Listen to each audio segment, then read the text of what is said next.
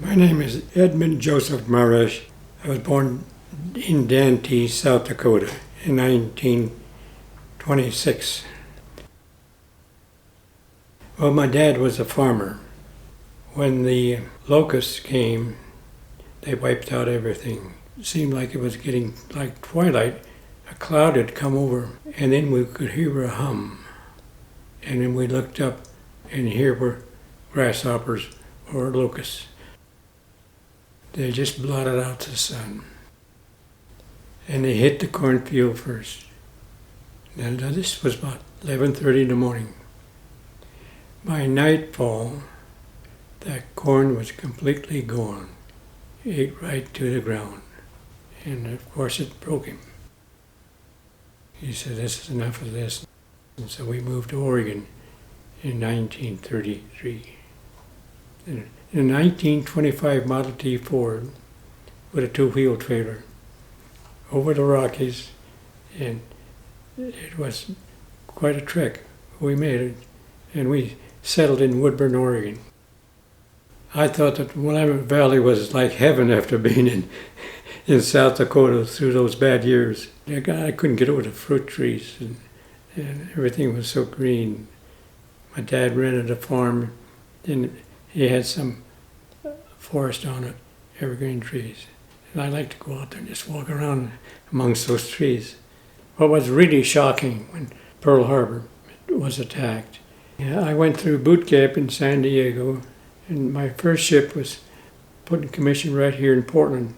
We're heading for Guam for the invasion of Japan, and that's where we were, just off the coast of Guam when Harry Truman dropped the bomb. Saved our lives probably. And when I left the ship, my engineering officer came to me.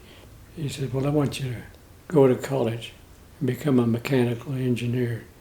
He says, "You take to this better than anybody else."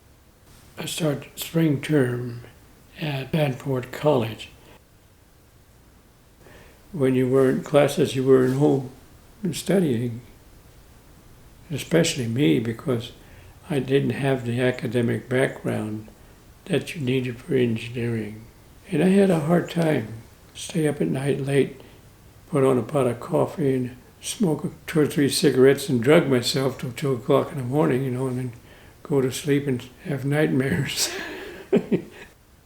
GIs could live there rent-free, which was a big help.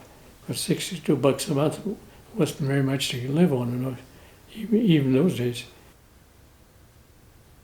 We were cramming for exams, Memorial Day, beautiful day, and I just had to get away from the books for a little bit.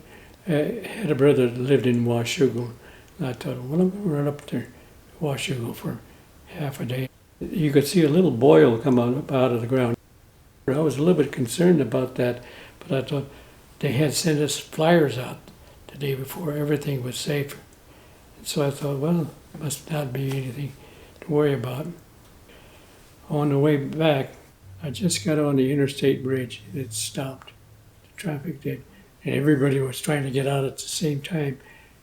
There was a big traffic jam there, and those people couldn't get out of Vanport.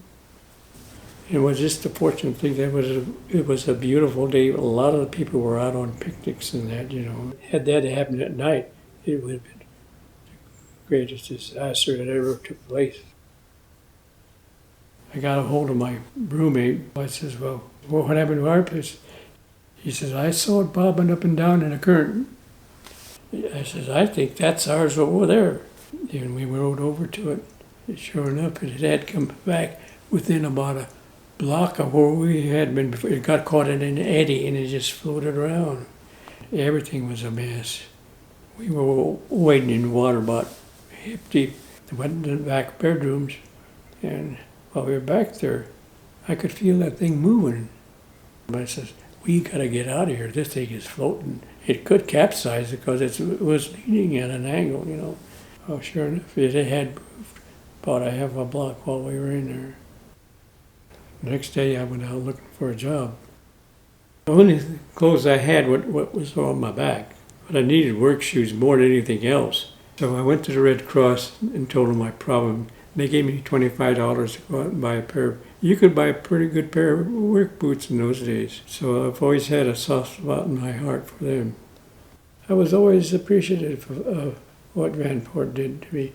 And I liked the people that were there. They were hard-working people, you know. I think it was a good experience. You got to play the cards you're dealt, you know. Be glad you got life and everything else that goes with it. So God's been good to me.